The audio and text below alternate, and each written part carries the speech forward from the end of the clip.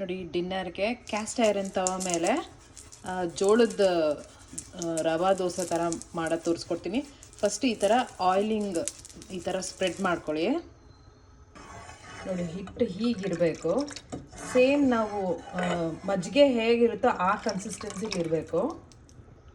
ನಾವು ಹೇಗೆ ದೋಸೆ ಹಾಕ್ತೀವೋ ಆ ಥರ ಹಾಕಬಾರ್ದು. ಚೆಲ್ಲಬೇಕು. ಹೀಗೆ ನೋಡಿ ಈ ಥರ ಗೂಡಾಗಿ ಬರಬೇಕು.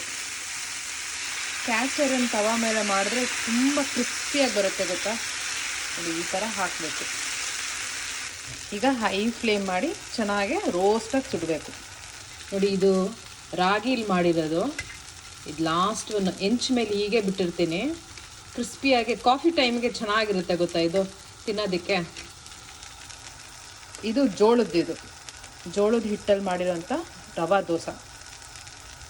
ಮೇಲೆ ಸ್ವಲ್ಪ ಎಣ್ಣೆ ಹಾಕ್ಕೊಳ್ಳಿ, ಅಥವಾ ಬೆಣ್ಣೆ ಹಾಕ್ಕೊಂಡ್ರೆ ಚೆನ್ನಾಗಿ ರೋಸ್ಟಾಗಿ ಬರುತ್ತೆ ಗೊತ್ತಾ.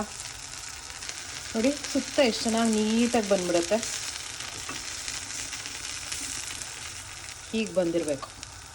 ಈಗ ಈ ಥರ ಫ್ಲಿಪ್ ಮಾಡ್ಕೊಳ್ಳಿ. ನೋಡಿ ರೋಸ್ಟಾಗಿ ಬಂದಿದೆ, ಕೆಂಪಗೆ ಬರುತ್ತೆ ಗೊತ್ತಾ. ಇದು ನೀವು ಜೋಳದ ಹಿಟ್ಟಲ್ಲಿ ಮಾಡಿದ್ದೀರಿ ಅಂತ ಅನ್ಸೋದೇ ಇಲ್ಲ.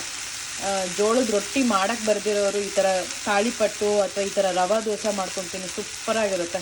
ಆಮೇಲೆ ಇನ್ನೊಂದು ಪೂರಿನೂ ಸಹ ಇದ್ರಲ್ಲಿ ತೋರಿಸ್ಕೊಟ್ಟಿದ್ದೀನಿ, ಅದನ್ನು ಚೆನ್ನಾಗಿರುತ್ತೆ. ಇದರದ್ದು ರೆಸಿಪಿ ನಾನು ನೆಕ್ಸ್ಟ್ ಶೇರ್ ಮಾಡ್ತೇನೆ.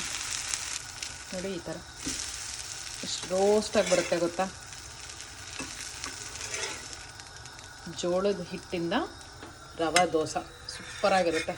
ಇದಕ್ಕೆ ಚಟ್ನಿ ಹಾಕ್ಕೊಂಡು ತಿನ್ಬೋದು.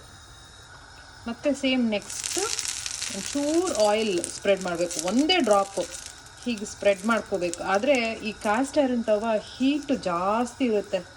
ಒಂದು ಸತಿ ಬಿಸಿ ಆದರೆ ನೋಡಿ ಈ ಥರ ಹೊಗೆ ಆಡ್ತಿರ್ಬೇಕು. ಆವಾಗ ಸ್ವಲ್ಪ ಕಮ್ಮಿ ಮಾಡಿ ಮತ್ತು ಈ ಹಿಟ್ಟು ಚೆನ್ನಾಗಿ ಕಲಿಸ್ಕೊಂಡು ಹೀಗೆ ತಗೊಂಡು ನೋಡಿ ಹೀಗೆ ಹಾಕ್ಬೇಕು. ನಾವು ಹೆಂಗೆ ದೋಸೆ ಒಂದೇ ಕಡೆ ಉಳಿತೀವಲ್ಲ ಹಾಗೆ ಹಾಕಬಾರ್ದು. ಈ ಥರ ಗೂಡಾಗಿ ಬರಬೇಕು. ಸಖತ್ ಕ್ರಿಸ್ಪಿಯಾಗಿ ಬರುತ್ತೆ ಗೊತ್ತಾ. ಹೀಗೆ ಇದಕ್ಕೆ ಕಡಲೆಕಾಯಿ ಚಟ್ನಿ ಮಾಡಿದ್ದೀನಿ ಸಿಂಪಲ್ಲಾಗಿ. ಡಿನ್ನರ್ ರವಾ ದೋಸೆ ಅಂದರೆ ಗೋಧಿ ಹಿಟ್ಟಿಂದ ಮಾಡಿದಂಥ ರವಾ ದೋಸೆ ವಿತ್ ಕೆಂಪು ಚಟ್ನಿ. ನೋಡಿ ಎಷ್ಟು ಪೇಪರ್ ಥರ ಬರುತ್ತೆ ಗೊತ್ತಾ, ರೋಸ್ಟಾಗಿ ಬರುತ್ತೆ.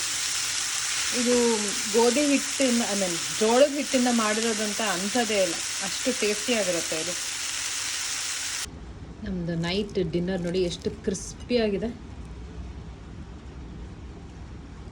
ಜೋಳದ ಹಿಟ್ಟಿಂದ rava dosa with chutney, super combination.